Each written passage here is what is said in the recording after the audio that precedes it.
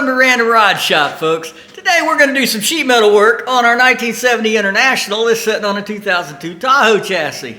And along the way, I'm going to tell you why I actually like Flux core MIGs on the sheet metal work I do, and a couple of things to look out for to be successful. All right, let's get into it. So, you guys that's been watching, you know I had to make a slice in this quarter here because I think I hit it with a front end loader at some point, so it was all caved in. So I made a slice in it, moved it out. Our task today is to see if we can get this thing looking a little more presentable.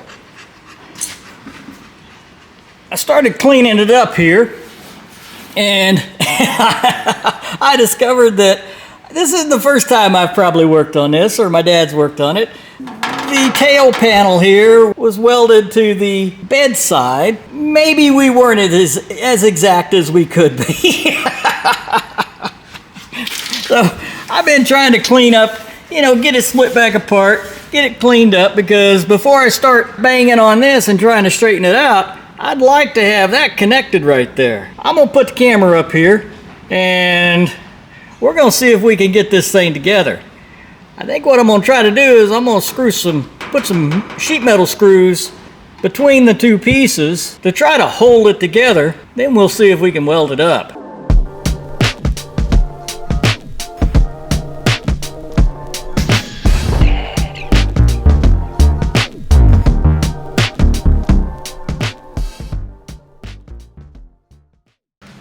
Okay, so I've been underneath, beating and straightening, and I didn't realize how mangled this corner is.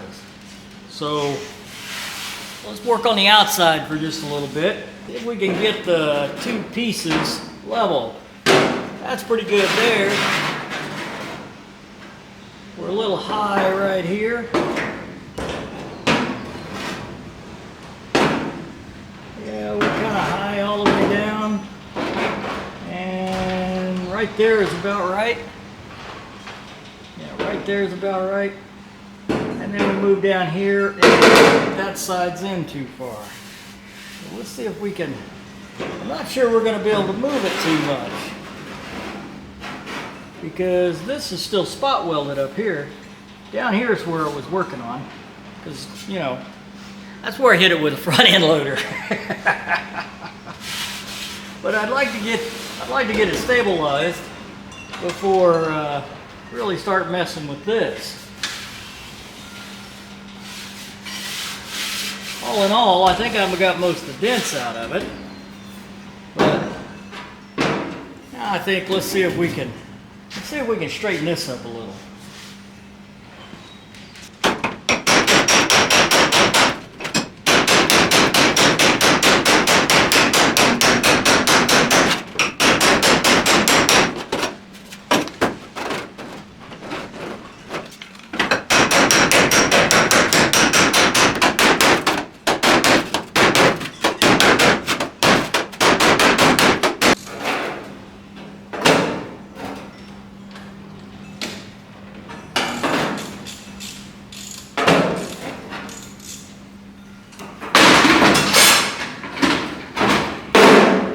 I think I'm going to have to stabilize this thing here. It's bouncing around so much.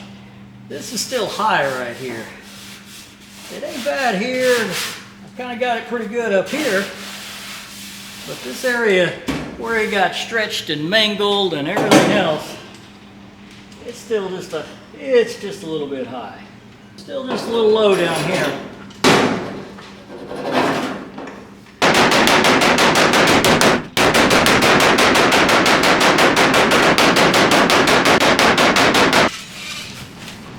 I'm beginning to think I would have been a lot happier to go cut the corner off that other bed.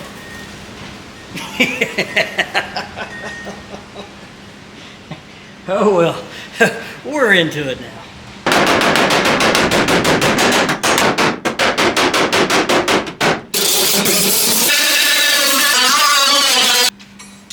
Okay, now we're going to jump into why I like Flux core MIG on the projects I work on. And that is because they're flux core, right? gas MIG does a beautiful job, right? But it really wants clean material. Flux core is like the old, it's like running, it's like running the 6010, 6011 on the old Lincoln, you know, cracker box tombstone welder. You can weld rust, you can weld paint, and we've done it for years. It works fine. All the cars that I bring in, they got lots of rust and they got lots of paint on them. That's like, we decided we're going to weld this crack up. We'll do it on the other side too, but decided we wanted the side of the bed smooth here, so we're going to go ahead and weld it up. And this is still pretty mangled, so I think it'll clean up better if I just weld it up. There's a lot of rust down in this crack, and there's paint down in there. You try to weld that with a gas MIG, and I'm not saying you can't do it, I've done it. But the flux core does a better job, in my opinion. You know, that flux will float that trash out of there. You know, now that I'm a TIG welder, it's kind of like setting the cleaning action on the TIG. It brings up all of the trash, and that's what the flux does. I very seldom get to weld on clean metal. So I've got a gas MIG over there. Actually, this little 125 was set up for gas, but it seems to work a whole lot better on flux core. I can weld just about anything that comes through here. So if you're not familiar with MIG welders, the polarity on the gun is different between a gas MIG and a flux core. If you open the lid up on your MIG, somewhere, either in your manual or on the machine itself, on the Lincoln here, it's underneath the lid, right? So the flux core, it needs the positive going to the workpiece and the negative going to the gun. If you run gas, the negative goes to the workpiece and the positive goes to the gun. I can absolutely tell you that if you get those backwards, you're going to hate life. Most of the people that I've heard complaining about their gas or their flux core welder doesn't know that. Now, most welders, I guess you know, I don't have a lot of them, but I believe in general most of them are set up for gas, which means that the positive is going to the gun and the negative going to the workpiece. So, if you've struggled with one or the other, make sure you got the polarity right on those guns. Yeah, chickens do a better job. So, flux core on dirty metal, I think is a cat's meow. All right, let me get the welder out of here, and I want to just put some of this together so I can start forming this up, because it's flopping all around right now, and you know I can't make it stay where I want it to stay.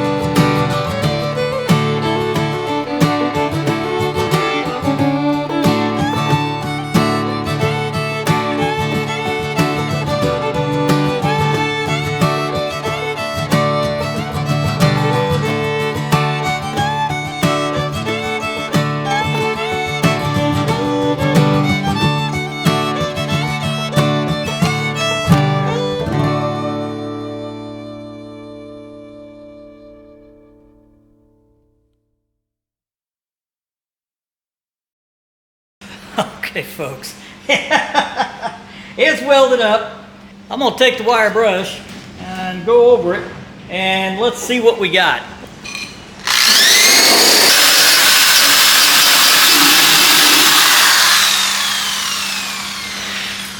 All right, so let's have a look at this. Looks like I got maybe a hole there. Need to finish welding toward the end. Got some holes in it here. So this is the tack weld, tack weld, tack weld, tack weld, tack weld. It's not a continuous bead,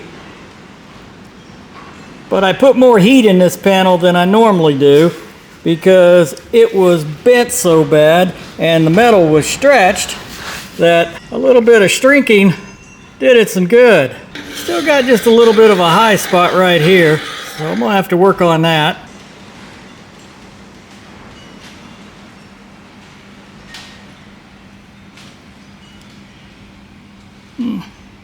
Didn't turn out too bad. I'm gonna have to cut that corner out. There's some rust in that corner. I hit it with a MIG and it went poof.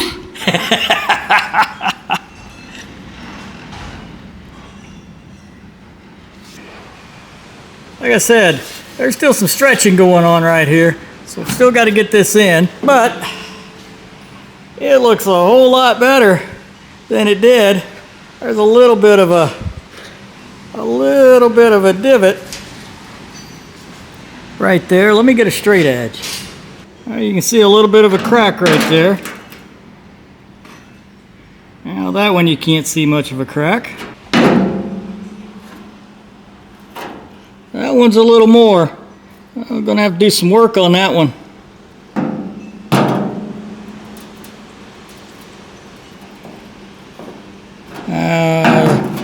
It's kind of flared out right there. This bottom isn't tied down. You know, at this point I've done a lot of flux core welding on sheet metal. I started out with gas, but gas doesn't, you know, a gas MIG doesn't, it really doesn't like rust. And it seems my fate. I work on rusty stuff. So the flux core works a whole lot better dealing with, you know, floating the trash out. The other thing is, the recommendations for a MIG is usually a stick out of about, you know, 3/8 to 5/8 of an inch. In my experience, I can absolutely tell you that you want that wire out there about 1/8 of an inch, so that when you spot that. And in my world, you know, I'm just butting two pieces of sheet metal together, and I'm just spotting the gap as we go along. Your result will be a lot better. And you see, you know, I seem to put a whole lot less heat into that spot as long as I keep that wire short. I get that wire out there, and, you know, early on, I made a lot of Swiss cheese. So, you know, I crank up the amps just a little bit, and you'll have to figure that out. I can tell you what this is set at, but every welder's different, so you just need to practice. But I crank up the amps a little bit and hold the wire close and just touch it. That was probably that may be the #1 learning that I ever had in terms of sheet metal work and flux core. My world got a whole lot simpler after that. Okay, let's see what we got here. Okay, so I've hit it with a flap disc. I've, you know, ground down the weld. Turns out there's not as many holes in that weld as I thought there was. It was just the slag setting up on top of it that made it look like that. I've still got to finish the bottom down there, right? Where that's rusty. I got to cut that out and make a new patch. Oh, there we go. Get the sun shining on that thing. You can kind of see it's still pretty rippled. It's kind of one of those things. It's amazing how good it looks now compared to what it did. I've still got a high spot where I welded it right there. So we're going to end up having to shrink that just a little bit. That down there, I think all of that's going to come out. Let me get the light on it here. you can see it's still pretty wrinkled down here. So that's going to take some more planishing and hammering to get that straightened out down there. But I think that's all doable. Relatively speaking, it's pretty straight across there. Still got a low spot. Still got a low spot around that area there. But as you can see, you know, the flux core do its job. If I was overly concerned about it, you can now come back in here and fill up these divots and grind it back down. That's what I was saying about the flux core. It's a little dirtier. Takes some more effort to get it all smoothed out. But keep in mind that the reason you don't see the professional guys MIGing large panel, MIGing, you know, doing a lot of MIGing to put panels together is because that MIG wire is 70,000 PSI wire.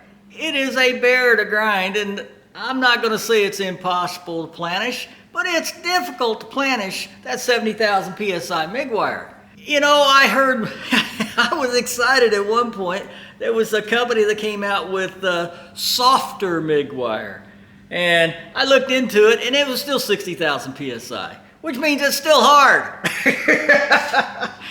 So if you've done some MIGing and you've tried to grind down the MIG, it will eat up grinding disc.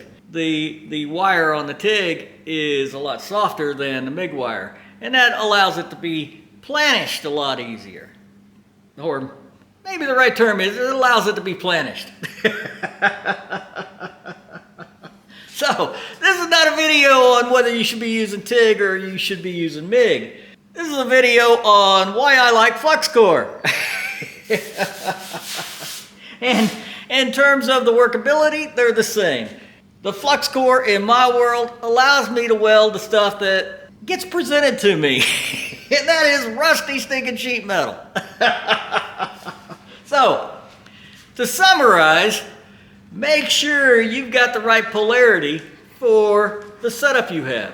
If you're using flux core, make sure your negative power wire goes to the gun. If you're using gas, make sure the positive wire goes to the gun. And like I said, it should be on your MIG somewhere or in your operator's manual. The other thing is, on flux core, shorten up your stick out. Turn up the voltage just a little bit, turn up your machine. Like this machine has A, B, C, D, E. So turn it up a little bit, leave your stick out short. You'll be a lot happier. I think we're going to call this a video. I'm not sure how many people's interested in watch me with a hammer and a dolly for 2 or 3 hours. I appreciate you watching. If you haven't subscribed, please subscribe. Make a comment, leave a like. Hopefully next time I'll get that Explorer frame in here and we'll make it, a little over a foot longer so it'll fit underneath that 1957 Chevy truck.